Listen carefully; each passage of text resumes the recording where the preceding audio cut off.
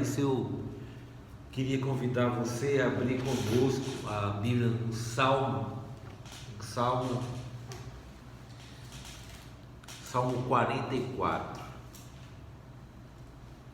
e ler o que diz a palavra de Deus.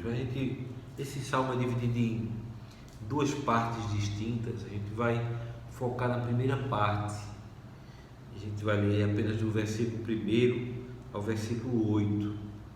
É um salmo composto pelos coraitas, em outras versões mais antigas, filhos de Corá, e se diz que este texto é uma poesia, né? Costuma dizer a poesia hebraica. Diz assim a palavra de Deus: com os nossos próprios ouvidos ouvimos, ó Deus, os nossos antepassados nos contaram os feitos que realizaste no tempo deles, nos dias da antiguidade. Com a tua própria mão expulsaste as nações para estabelecer os nossos antepassados. Arruinaste os povos e fizeste prosperar os nossos antepassados. Não foi pela espada que conquistaram a terra, nem pela força do seu braço que alcançaram a vitória. Foi pela tua mão direita, pelo teu braço e pela luz do teu rosto, por causa do teu amor para com eles.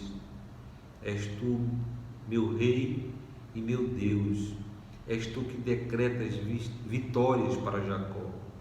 Contigo pomos em fuga os nossos adversários, pelo teu nome pisoteamos os que nos atacam. Não confio em meu arco, minha espada não me concede a vitória, mas tu nos concedestes a vitória sobre os nossos adversários e humilhas os que nos odeiam. Em Deus nos gloriamos o tempo todo e louvamos o teu nome para sempre. Nessa primeira parte, a visão desse poema é uma visão bem otimista, uma visão bem de gratidão e que atribui a Deus todos os feitos. A segunda parte deste salmo é uma parte de lamento, é uma parte da percepção de quando o Senhor está distante, é uma parte diferente. Mas nessa primeira parte, que é onde nós vamos meditar nesta ocasião, os salmistas aqui, os filhos de Corá, os coraitas, eles dizem que a sua fé está ancorada na historicidade dos seus pais. Eles ouviram dos seus pais, dos seus antepassados, a ação de Deus na vida do seu povo de Israel. E eles dizem o seguinte: ele perpetua o que ouviu dos seus antepassados, que as vitórias do povo de Deus de Israel não vinham da sua própria mão, da sua espada, do seu poder bélico, das suas estratégias de guerra, sabe, da sua habilidade em guerrear. Tudo é atribuído a Deus. É Deus quem concedeu vitória ao povo, é Deus quem expulsou daquelas terras as gentes, os povos que habitavam ali, e deu como herança aquelas terras a Israel, o seu povo.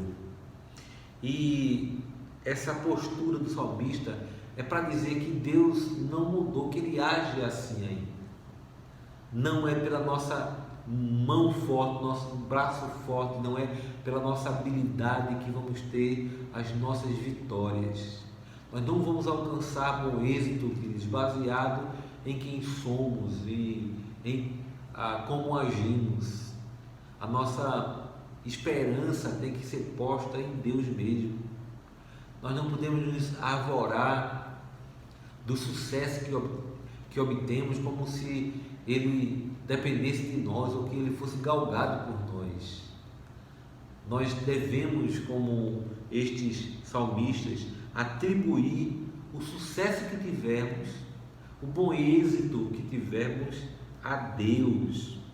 Mas isso nos comunica uma coisa benfazeja, que podemos continuar esperando na ação de Deus, que podemos continuar na esperança de que o Deus que agiu, agirá ainda na nossa história, que podemos entender que esse Deus que livrou Israel, o povo de Deus, dos seus inimigos, também nos livrará dos nossos inimigos, quer literais, quer existenciais.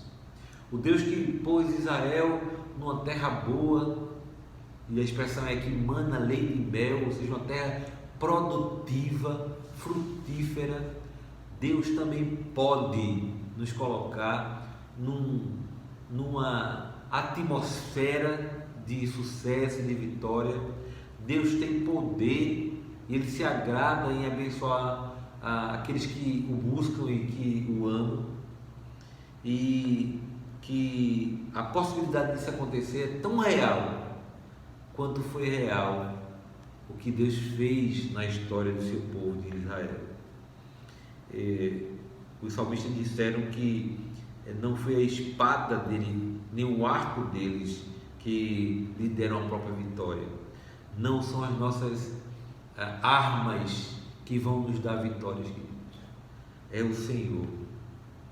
E também a nossa gratidão tem que ser sempre rendida a Deus, porque às vezes na hora da agonia, na hora da tristeza, nós até nos lembramos do Senhor, mas tal qual aqueles 10 leprosos que foram curados pelo Senhor Jesus e que apenas um voltou, às vezes é assim também a nossa atitude.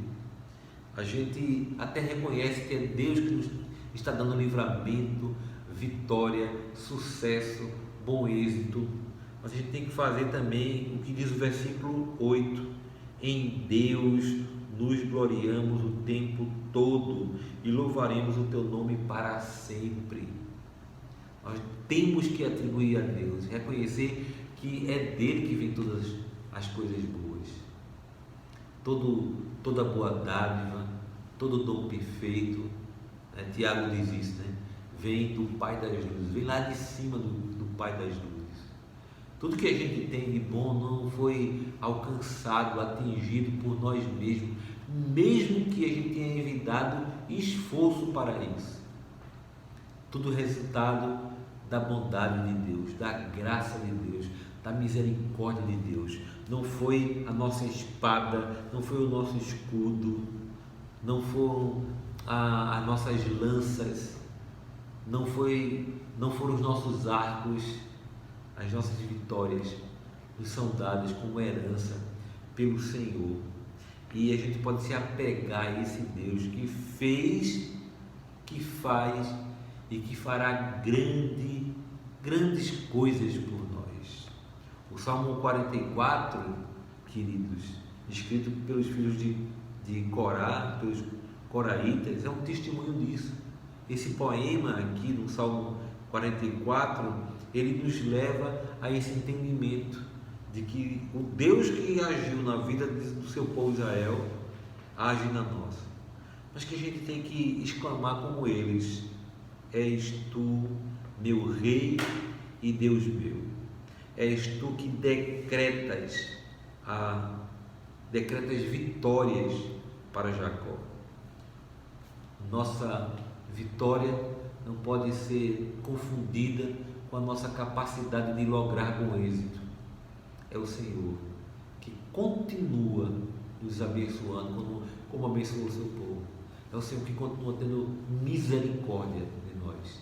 É o Senhor que continua sendo gracioso para todos nós. E que cada um se apegue a isso, a essa esperança, a essas promessas benditas de um Deus que age, um Deus que intervém. Ele não é estático, Ele não é indiferente, Ele não é distante. Ele é um Deus que intervém na nossa história, e do mesmo jeito que agiu com o seu povo no passado, age na nossa vida até hoje. Não perca a esperança, não desanime. Se o que você precisa ainda não aconteceu, é porque o tempo não chegou ainda, o Kairos de Deus, o tempo pleno, o tempo perfeito de Deus. Mas o Senhor vai agir, Ele sempre age. e Ele sempre agirá. Que a gente não tenha medo, que a gente não tenha falta de fé de esperar no Senhor, que a gente insista em esperar um Deus que ama os seus filhos, um Deus que age com o braço forte para livrar o seu povo, para abençoar o seu povo. Amém? Amém. Vamos cantar, né? Vamos cantar.